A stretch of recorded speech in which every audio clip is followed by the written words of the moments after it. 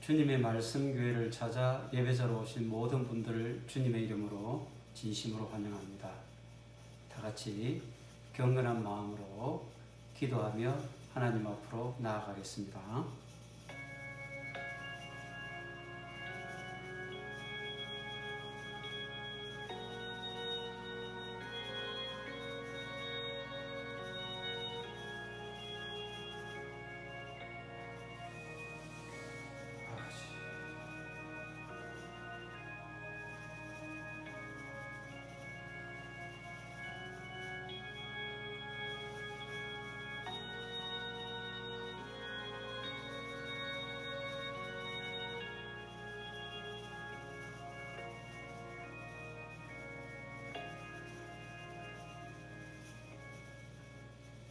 말씀으로 천지를 창조하신 하나님 아버지, 부족하고 허물 많은 저희들 이 시간 하나님 앞에 예배자로 섰습니다. 주님의 보혈로 깨끗게 씻어주셔서 신령과 진정으로 예배하는 예배자 되게 하여 주시옵소서.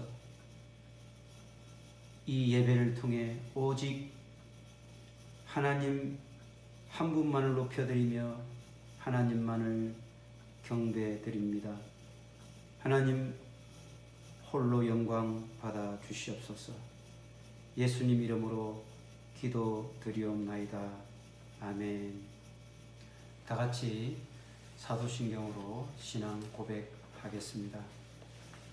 전능하사 천지를 만드신 하나님 아버지를 내가 믿사오며 그 외아들 우리 주 예수 그리스도를 믿사오니 이는 성령으로 잉태하사 동정녀 마리아에게 나시고 본디오 빌라도에게 고난을 받으사 십자가에 못 박혀 죽으시고 장사한 지 사흘 만에 죽은 자 가운데서 다시 살아나시며 하늘에 오르사 전능하신 하나님 우편에 앉아 계시다가 저리로서 산자와 죽은 자를 심판하러 오시리라.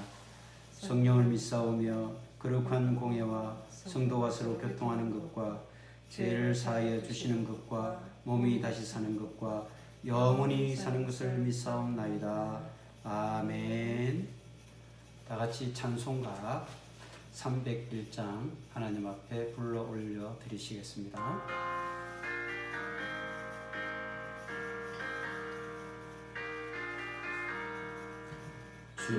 지금까지 지내온 것 주의 크신 은혜라.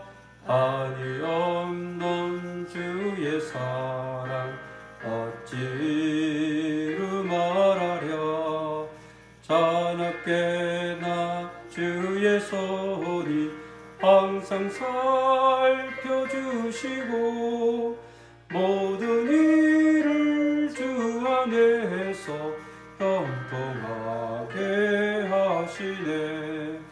몸도 맘도 여적하나 새 힘받아 살았네. 물 붓듯이 부으시는 주의 은혜 속하다. 사랑 없는 거리에나 험한 산길 헤맬 때 주의 손을 굳게 잡고 찬송하며 가리라. 주님 다시 배울 날이 날로 날로 다가와 무거운 짐 주께 맡겨 벗을 날도 멀잔데 나를 위해 예비하신 고향집에 돌아가 아버지의 품 안에서 영원토록 살리라.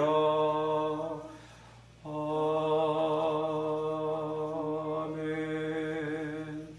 오늘 우리에게 주시는 하나님의 말씀은 창세기 12장 1절에서 5절까지 말씀입니다. 가정에서 예배하는 모든 분들이 각자 우리 성경 말씀을 직접 찾아서 한 마음으로 봉독했으면 좋겠습니다. 다 찾으신 줄 알고 제가 봉독하겠습니다.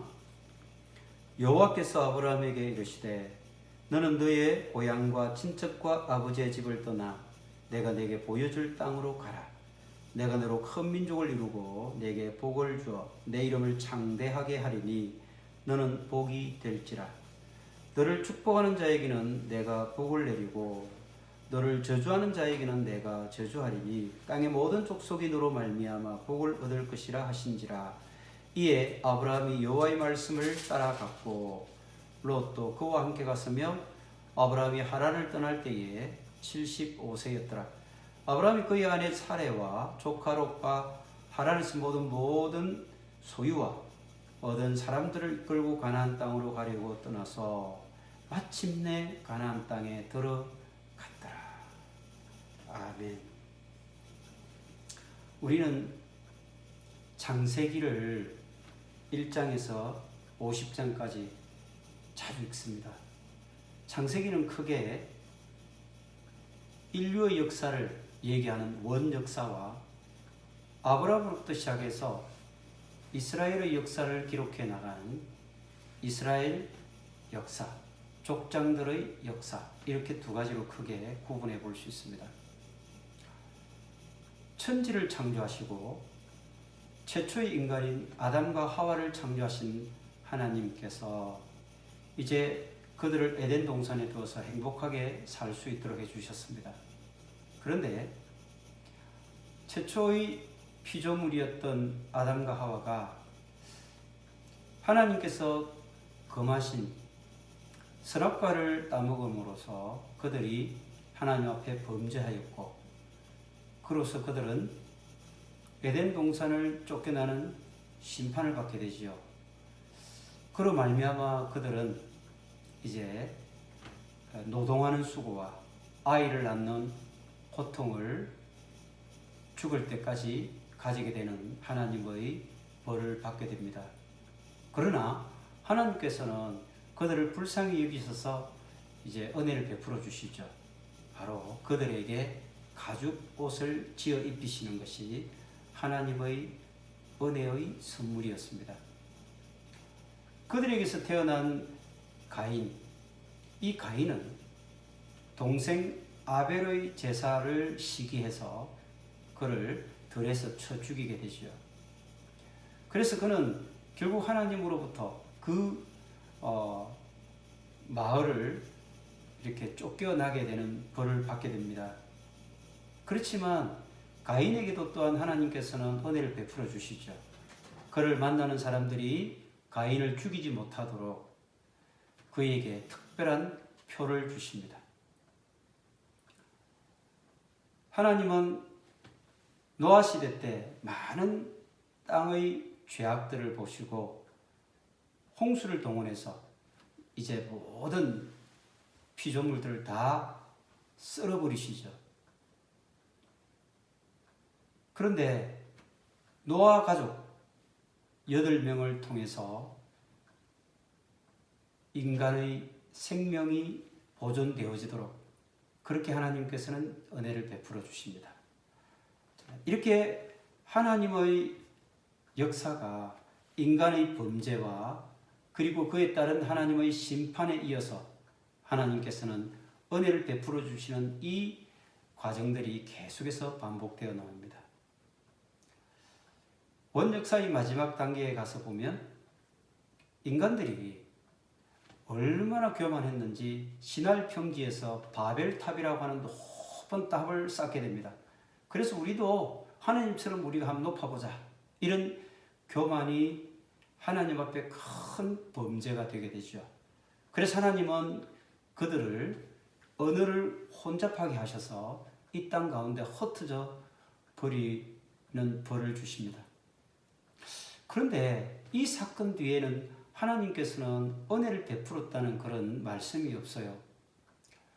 그러면 하나님께서는 이후에 그 사랑을 거두셨을까요? 아닙니다. 바로 한 가문을 부르셔서 인류의 역사를 새롭게 구원해 나가시는 하나님의 역사가 등장하게 되는데, 그것이 오늘 우리가 읽었던 바로 아브라함을 부르시는 아브라함 소명 사건이 하나님의 은혜의 시작이었던 것입니다. 오늘 우리는 이 아브라함을 불러서 하나님께서 인류를 구원해 가시는 그런 역사를 써 가시는 본문을 통해서 우리에게 하나님은 어떤 말씀을 통해서 우리를 새롭게 해 나가실까? 이것을 한번 생각해 봤으면 좋겠습니다. 사실 하나님께서는 아브라함을 부르시기 전에 아브라함의 아버지인 데라를 먼저 불렀습니다. 창세기 11장, 12장 바로 조금 앞에 보면 11장 31절에 제가 봉독해 보겠습니다. 데라가 그 아들 아브람과 하란의 아들인 그의 손자 롯과 그의 며느리 아브라함의 아내 사레를 데리고 갈대아인의 우르를 떠나 가나안 땅으로 가고자 하더니 하란에 이르러 거기 거류하였으며, 바로 데라가 그의 아들 또 자부 손자 같이 가나안 땅을 향해서 떠났다는 겁니다. 아마도 하나님께서 먼저 데라를 부르지 않았을까, 이런 추측이 가능한 그런 말씀이죠. 그런데 데라는 가나안 땅으로 가다가 중간에 하란이라는 곳에 머물러 버리고 맙니다. 그러니까 하나님께서 지시하고자 했던 그 땅으로 가지 못한, 어찌 보면 하란이라고 하는 그 인간적으로 문명이 발달되어 있던 그 편안한 땅에 안주해 버리고 만 그 데라를 하나님께서는 인류를 구원할 그런 그런 통로로 사용하시기가 어려웠겠죠. 그래서 12장 오늘 말씀처럼 그의 아들인 아브라함이 선택되어지게 됩니다. 그래서 하나님은 아브라함을 불러서 이제 바벨탑 사건 이후에 흩어진, 그래서 하나님으로부터 심판을 받은 인류를 구원하시기 위한 역사를 써 나가게 되시는 것입니다. 이제는 오늘 본문 말씀을 통해서 우리는 세 가지 질문을 던져보고 그 세 가지 질문에 대한 해답을 여러분과 제가 찾아보면서 하나님의 은혜를 구하는 그 시간이 되었으면 좋겠습니다. 첫 번째 질문입니다. 오늘 12장 1절에서 5절까지 말씀 가운데 이 5절의 본문 가운데 가장 많이 등장한 단어가 무엇일까요? 여러분 성경 통독 요즘 많이 하시죠? 그런데 이 5절 속에 가장 많이 반복되어 나타난 단어가 한 단어가 있습니다. 바로 많이 통독하신 분들 금방 알아차렸을 것입니다. 복이라는 단어입니다. 하나님께서는 아브라함을 선택한 후에 그에게 복을 주십니다. 사실 우리는 이 복이라는 단어를 쓸 때에 하나님께서 아브라함을 축복하셨다라고 하는 용어를 이제는 여러분 쓰시면 안 됩니다. 축복은 사람이 하나님을 향해서 복을 빌 때에 쓰는 용어가 축복해 주십시오. 또 축복해 주십시오라고 하는 하나님께 복을 비는 사람의 입장에서 쓰는 용어이고, 하나님은 복이십니다. 하나님께서 하나님 자신이 복이고 하나님이 복을 주시는 분인데 우리가 하나님에게 축복해 주십시오라고 하는 표현은 잘못된 표현이라는 것을 오늘 이 시간부터 이제 꼭 기억하시고, 하나님께서 복을 베풀어 주셨다. 복이 대신 복의 근본이 되시고 실체가 되시는 하나님이 나에게 복을 주셨다. 이렇게 표현하는 것이 맞습니다. 자, 그러면 이제 우리는 복에 대해서 조금만 더 살펴보기를 원합니다. 구약 성경에 나타나는 복이라는 단어는 히브리어로 바라크라는 뜻입니다. 이 바라크라는 단어의 뜻을 알면 우리가 복에 대한 좀 더 자세한 그런 의미를 이해할 수 있게 됩니다. 바라크라는 단어는 원래 무릎 꿇다 이런 의미입니다. 그러니까 복이라는 단어가 가지고 있는 그 의미 속에는 복을 구하는 사람의 자세가 나타나죠. 복을 구하는 사람은 어떻게 해야 된다는 겁니까? 바로 하나님 앞에 무릎 꿇고 겸손히 하나님이 주시는 복을 구하는 그런 마음과 자세가 필요하다는 것을 보여주는 말. 그것이 바로 히브리어 복이라는 바라크라는 단어의 뜻입니다. 그런데 우리는 보통 복이라 생각하면 어떻게 생각합니까? 하나님께서 나에게 어떤 복을 주실까? 그 복의 내용. 그 중에서는 여러분, 올해 하나님께서 나에게 이런 재물의 복을 또는 건강의 복을 또는 시험 합격하는 복을 또는 자녀의 복을 등등 우리는 여러 가지 복을 많이 떠올리게 되지 않습니까? 그런 복도 포함이 되지만 그러나 구약 성경에서 복을 얘기할 때는 복을 받는 사람이 하나님을 향해서 어떤 자세를 가져야 될 것인가에 대해서 첫 번째 관심이 있다는 것을 우리가 기억했으면 좋겠습니다. 시편에서도 우리가 잘 아는 것처럼 다윗은 그런 고백을 하지 않습니까? 복 있는 사람은 악인의 꾀를 쫓지 아니하고 죄인의 길에 서지 아니하고 오만한 자리에 앉지 아니하고 오직 여호와의 율법을 즐거워하여 그 율법을 묵상하는 자, 그가 복 있는 사람이라고 규정을 하고 있지 않습니까? 그런데 이 복이라는 단어는요, 창세기에 첫 번째 민족을 구성하는 아브라함에게 가장 많이 반복해서 나타나는 그런 단어이기도 하지만 신약에 오면요, 예수님께서도 이 복에 대해서 굉장히 많은 말씀을 하셨다는 거 여러분 아십니까? 네, 마태복음 5장에 나타난 산상수훈, 그 중에 예수님께서는 8복, 8가지 복을 통해서 우리에게 복에 대한 내용을 말씀해 주십니다.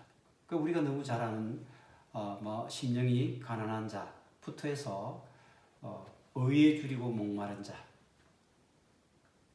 또 의를 위해서 핍박받는 자, 그들이 바로 하나님의 아들이라 일컬음을 받을 것이며 또 천국을 소유할 것이라는 그런 복을 말씀해 주고 있지 않습니까?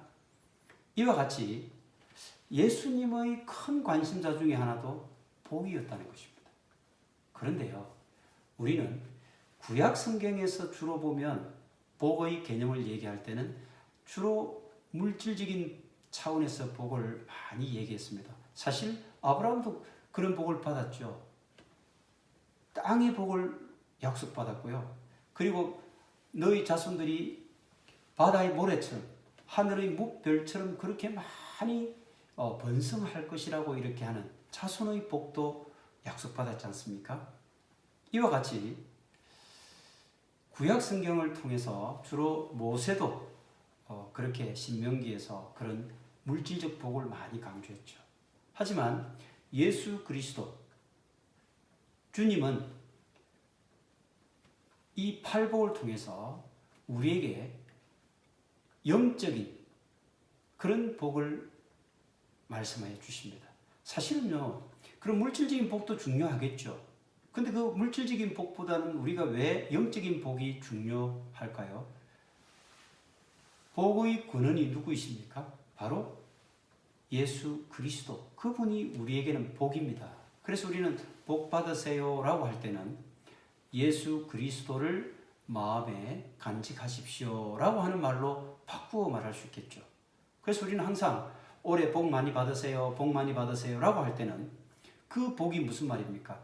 예수님 올해는 많이 섬기세요. 예수님 올해는 많이 믿고 찬양하십시오. 예수님 말씀 쫓아 올해는 살아가십시오. 이런 표현으로 우리는 바꾸어서 말해야 되는 것입니다. 그렇다고 한다면 우리가 예수님께서 말씀하신 이 팔복은 순전히 영적인 복이라는 것을 알 수가 있는 것이죠. 그래서 심령이 가난한 사람, 그가 예수 그리스도로 충만하게 될 것이다, 이런 뜻입니다. 그러니까 심령이 가난한 사람이 복된 사람이 될 수밖에 없는 것 아니겠습니까? 우리는 이렇게 신약에서도 동일하게 복에 대해서 크게 강조하고 있다는 것을 알 수가 있고요. 그리고 마지막에 여러분 요한계시록에 가서도 복을 강조하고 있는 거 여러분 아십니까? 요한계시록에도요. 요한계시록 1장 3절에서 이렇게 말씀하고 계십니다.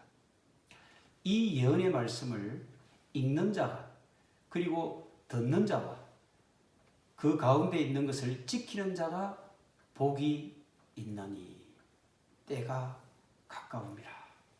이것이 요한계시록에 나오는 복의 말씀입니다. 자, 여러분 어떻습니까? 우리 성경 말씀 66권에서 첫 번째 책인 창세기부터 마지막 책인 계시록에 이르기까지 일관되게 강조하는 것은 바로 복이라는 사실이죠. 자, 그러면 이 복은 이제 우리에게 어떻게 주어질 것인가? 이걸 생각해 봐야 되겠죠. 그래서 두 번째 질문은 아브라함이 복을 받고 이렇게 복의 통로가 될 수 있었던 그 이유, 그 까닭은 무엇인가? 이것이 두 번째 질문입니다. 여러분 뭐라고 생각하십니까? 그렇죠. 바로 하나님 말씀에 순종했다는 것입니다. 그런데요, 하나님 말씀에 순종하기 전에 먼저 하나님이 요구하시는 게 있습니다. 뭘까요? 그렇습니다. 바로 너 자신을 둘러싸고 있는 이 세상의 모든 것들로부터 다 벗어나고 그것들을 다 끊고 오직 말씀으로만 너희 삶을 새롭게 정비해 나가야 된다라고 하는 것이 하나님의 요구사항이었어요. 오늘 본문 말씀에도 그렇게 나오죠. 12장 1절 제가 다시 한 번 더 봉독합니다. 여호와께서 아브라함에게 이르시되 너는 너의 고향과 친척과 아버지의 집을 떠나 내가 내게 보여줄 땅으로 가라. 그러니까요, 하나님이 말씀을 하시는데 그 말씀의 먼저 전제 조건이 되는 것이 떠나라고 하시지 않습니까? 고향을 떠나라고 하고 친척을 떠나라고 하고 아비 집을 떠나라고 합니다. 이것이 다 뭡니까? 자기에게 익숙하고 자기에게 힘이 되고 자기에게 유익하고 자기 삶에 모든 만족을 주는 그런 것들을 단번에 버리고 내가 너에게 지시하는 곳으로 가라고 말씀하지 않습니까? 그런데 정말 아브라함은요, 아무런 눈에 보이는 것 없었습니다. 정말 하나님이 그런 약속을 하셔도 그것이 자기에게는 보이지 않았어요. 그럼에도 불구하고 아브라함이 그 하나님 말씀에 순종하고 따라갔습니다. 오늘 본문 말씀 4절에 보니까 이에 아브라함이 여호와의 말씀을 따라갔고 이렇게 되어 있습니다. 말씀을 따라가는 것. 그렇습니다. 아브라함이 복을 받을 수 있었던 가장 근본적인 이유는 말씀을 따라갔다는 것입니다. 그러니까 말씀을 따라가려고 하니까 뭡니까? 본토, 친척, 아비집, 정든 땅, 자기에게 익숙하고 편안한 모든 것들을 다 버리고 떠나라고 하는 그 말씀에 순종할 수 있었다는 것입니다. 그렇기 때문에 그는 이제 하나님이 약속하신 그 복의 주인공이 될 수가 있었다는 것입니다. 여러분, 말씀에 살고 말씀에 죽겠다는 결심을 한 사람을 하나님이 어찌 책임져 주지 않겠습니까? 다윗의 고백도 그런 차원에서 우리가 의미심장하죠. 계시록의 말씀도 그런 차원에서 마지막으로 이 땅 가운데 살아가는 그리스도인들에게 약속으로 주신 것입니다. 여러분, 우리 모두 올해는 성공하는 인생이 되십시다. 물론 사업에도 성공하고 시험 준비하는 시험에도 성공하고 자녀들의 또 모든 양육에도 성공하고 다 성공을 해야 되겠지만 무엇보다 우리에게 가장 시급한 성공이 무엇입니까? 바로 성공, 성경 공부, 바로 하나님 공부, 말씀 공부를 통해서 우리가 하나님 앞에 성공하는 사람으로 서야 한다는 것입니다. 이것이 이 땅 가운데 우리가 살아가면서 성공 외치는 그 모든 것보다 우선해야 되고 그것보다 더 중요한 것이라는 것입니다. 여러분 올해 진정한 그리스도인의 성공에 성공하는 모두가 될 수 있기를 간절히 축원드립니다. 세 번째 질문입니다. 정말 그리고 이렇게 아브라함처럼 버리고 그래서 말씀을 따라 살아간 사람이라면 그 인생이 그래서 어떻게 되었는가? 어떻게 되었는가? 여기에 대해서 물론 복의 근원이 되고 복된 사람으로 살아갔을 것이다 라고 하지만 본문에서는 이렇게 말씀하고 있습니다. 5절 말씀을 제가 다시 공독합니다. 아브라함이 그의 아내 사레와 조카 롯과 하란에서 모은 모든 소유와 얻은 사람들을 이끌고 가나안 땅으로 가려고 떠나서 마침내 가나안 땅에 들어갔더라. 마침내 들어갔다. 여러분, 이와 같이 하나님 말씀에 순종해서 정말 버릴 것 버리고 끊을 것 끊고 떠날 것 떠난 사람, 그래서 주야로 하나님 말씀만을 묵상한 그런 사람에게 주어지는 그 복된 삶의 마지막은 바로 본문처럼 마침내 하나님의 땅, 하나님의 나라, 하나님이 예비한 처소, 바로 가나안 땅으로 들어갈 수 있게 된다는 그 약속의 말씀, 이것을 우리는 오늘 본문을 통해서 알 수가 있습니다. 우리는 정말 이 가나안 땅에 입성하는 진정한 성공자가 올해 다 되기를 축원드립니다.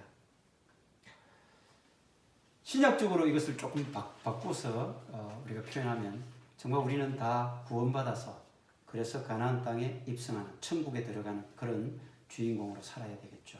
그런데 여러분, 천국에 들어가는 주인공, 곧 구원을 받는 것, 가나안 땅을 구원이라고 생각을 많이 하죠. 근데 구원을 받는 것으로 여러분 만족하면 그것은 반쪽짜리 그리스도인입니다. 우리가 구원을 받는, 그래서 하나님께서 은혜를 베풀어 주시는 가장 근본적인 이유가 뭐라고 생각하십니까? 물론 우리를 사랑하시기 때문이죠. 그래서 우리를 구원해 주시는 거 아닙니까? 그래서 아브라함이 가나안 땅에 들어가는 거죠. 우리도 역시 그렇게 가나안 땅에 갈 수 있지만, 그러나 구원을 베풀어 주시는 하나님의 마음을 우리가 읽어야 돼요. 여러분, 말씀을 통해서 뭘 읽어야 됩니까? 하나님 우리를 향한 어떤 계획을 가지고 계시고 우리를 바라보면서 어떤 바람을 가지고 계실까? 그것을 읽는 것이 우리가 말씀을 읽는 것이고요. 그것이 우리가 말씀을 따라 사는 삶입니다. 하나님은 구원을 받는 것으로 만족해하고 그냥 그 다음부터는 우리가 알아서 그냥 룰루랄라 하며 사는 것을 원하는 분이 아니에요. 하나님께서 우리를 구원해 가시는 가장 궁극적인 목적은 바로 그분을 예배하는 예배자로 삼기 위한 것입니다.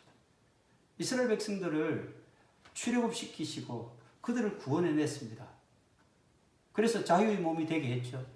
그것으로서 이스라엘 백성에 대한 하나님의 목적이 다 달성되었을까요? 아닙니다. 이스라엘 백성들을 그 애굽 땅에서 이끌어내신 하나님은 그들로부터 진정한 예배를 받고 싶어 하셨습니다. 하나님만을 예배하는 민족으로 만들고 싶어 하셨다는 말씀입니다. 그런데 이스라엘 백성들은 그렇게 하지 못했죠. 자, 이제 우리는 하나님의 그 구원 계획에 동참해서 그 마음을 읽어서 이제 하나님을 진정으로 예배하며 이 땅 가운데서 하나님의 마음에 맞는 진정한 승리자로 그렇게 살아가는 여러분과 제가 되기를 간절히 축원드립니다. 우리 신약에서 이제 마지막 바울이 그런 삶을 산 주인공이라는 것을 잠시 이렇게 살펴보면서 오늘 말씀을 마무리하려고 합니다. 여러분, 집에서 다 성경책으로 여러분 다 이 예배를 참여하고 계신 줄로 믿습니다. 우리 신약 성경 사도행전 27장 말씀을 잠깐 펼쳐 보시면 좋겠습니다. 여러분들이 잘 아시는 내용이니까 제가 스토리를 간단히 언급하겠습니다. 사도 바울은 1차, 2차, 3차 전도 여행을 마치고 이제 스스로 예루살렘으로 올라와서 이제 로마에 체포가 되죠. 로마군에 체포가 된 그가 이제 로마로 호송되어 떠나게 됩니다. 그래서 아드레무떼노 배를 타고 이제 로마로 떠나는 4차 전도 여행길을 오르게 됩니다. 그 배에 탄 사람은 276명이었죠. 그런데 갑자기 이 배가 아드리아해를 지나가면서 큰 유라굴로라고 하는 광풍을 만나게 되죠. 그래서 그때 많은 사람들이 죽을 뻔했습니다. 그런데 바울이 이제 안심하라 라고 하나님의 그런 계획을 알려주면서 사람들을 안심시키죠. 그리하여 그들이 14일 주야를 그 망망바다를 표류하게 됩니다. 그리고 난 뒤에 그들이 어떤 한 육지를 발견하게 돼요. 그러면서 그 육지를 발견했을 때 노를 젓는 사공들, 그들이 먼저 도망을 갈 궁리를 하게 됩니다. 도망을 가려면 큰 배에는 여러분 타이탄 이렇게 배 타이타닉호 같은 영화를 보시면 아시겠지만 구명정이라고 하는 그런 작은 배들이 있지 않습니까? 근데 그 배가 이제 우리 성경에는 그룻배라고 이렇게 표기되어 있습니다. 제가 본문을 읽어보겠습니다. 사공들이 도망하고자 하여 이물에서 닷을 내리는 채 하고 그룻배를 바다에 내려놓거늘. 사공들이 먼저 자기들이 살아야 되겠다 생각해서 육지가 보이니까 이 구명정을 내려서 자기들만 살려고 계획을 한 거야. 그럼 결국 그 큰 배에 있는 사람들 구명정이 없어서 이제 육지로 갈 수가 없는 거예요. 그러면 배에 있는 사람들이 또 나중에 큰 파도가 치면 침몰해서 죽을지도 모르죠.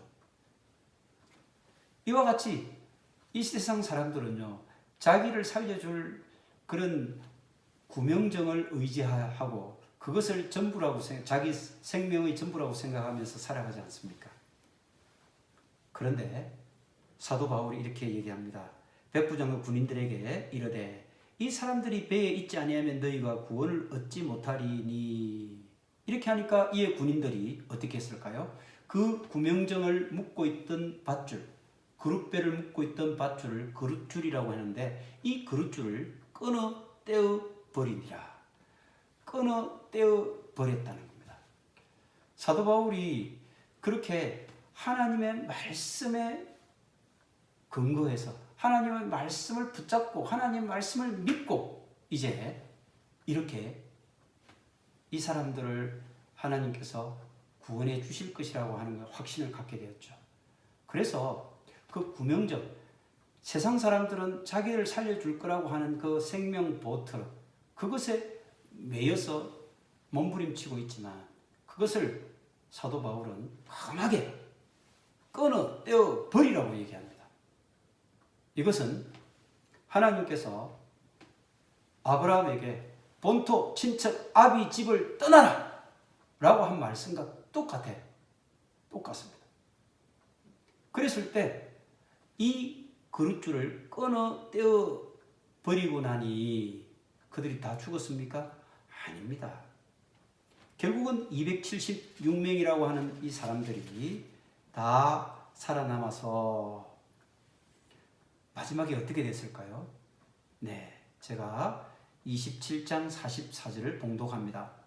그 남은 사람들은 널조각 혹은 배 물건에 의지하여 나가게 하니 마침내 사람들이 다 상륙하여 구조되니라. 마침내 모든 사람들이 다 구조가 되었습니다. 그렇습니다. 여러분, 오늘 우리가 하나님을 믿으며 이 땅 가운데 여러 가지 어려운 인생을 살아가는 우리 모두에게 아브라함의 그 복된 인생, 그리고 또 신약 성경에 나타나는 사도 바울의 이 험난한 전도 여행 인생, 이 모든 것들이 하나님 앞에서는 아주 아름다운 복된 인생으로 마무리된다는 것을 말씀해 주고 있습니다. 바로 마침내 가나안 땅에 들어간 아브라함과 마침내 육지에 상륙해서 그 목숨을 다 구조받았던 276명의 사람들. 하나님은 이렇게 말씀에 순종하고 말씀에 의지하고 그 말씀대로 살고자 몸부림치는 모든 사람들에게 마침내 그분의 가나안 땅을 열어주실 것이고 마침내 육지를 마련해 주셔서 모든 사람들이 진정한 삶을 살아갈 수 있도록 해 주실 것입니다. 여러분, 올 한 해 여러분 무엇을 의지하시겠습니까? 본토 친척 아비집을 의지하시겠습니까? 아니면 구명정, 그룹배를 내 피난처로 삼고 그것이 내 인생을 살려줄 것이라고 그것을 의지하며 여러분 살아가시겠습니까? 아닙니다. 우리는 하나님 말씀에 의지해야 됩니다. 아브라함처럼, 사도 바울처럼 하나님 말씀만 붙잡고 말씀에 의지하면 마침내 여러분과 저는 약속의 땅 가나안에 들어갈 것이고 하나님께서 예비하신 우리를 살리는 그 육지에 우리 모두가 당도하게 될 것입니다. 이 말씀 믿고 올 한 해 말씀으로 승리하는 여러분 모두가 되시기를 간절히 축원드립니다. 아멘. 우리 다 같이 오늘 주신 말씀을 생각하면서 기도 드리겠습니다. 하나님 아버지, 하나님께서 아브라함을 선택해 주시고 그에게 모든 민족을 복 내리는 복의 출처가 되도록, 복의 통로가 되도록 인도해 주셨습니다. 그것은 아브라함이 잘났거나 능력이 있거나 뭔가 좋은 것이 있어서라기보다는 오직 아무것도 보이지 않지만 하나님의 말씀만을 붙잡고 그 약속에 의지하여 걸어간 그 인생을 하나님께서 복 내려 주셨기 때문임을 저희들이 이제 깨달았습니다.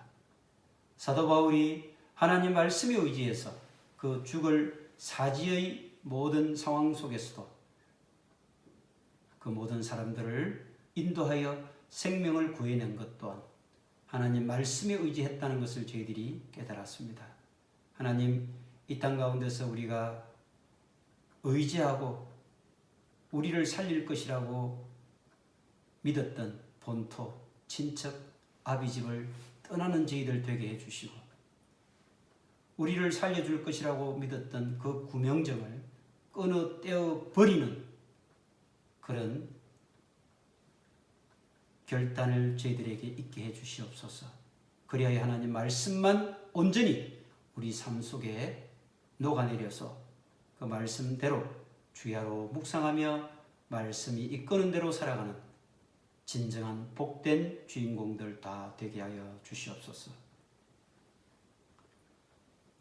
지금은 우리 주 예수 그리스도의 은혜와 하나님 아버지의 무한하신 사랑하심과 성령님의 교통하심과 위로하심과 치료하심과 새롭게 하심이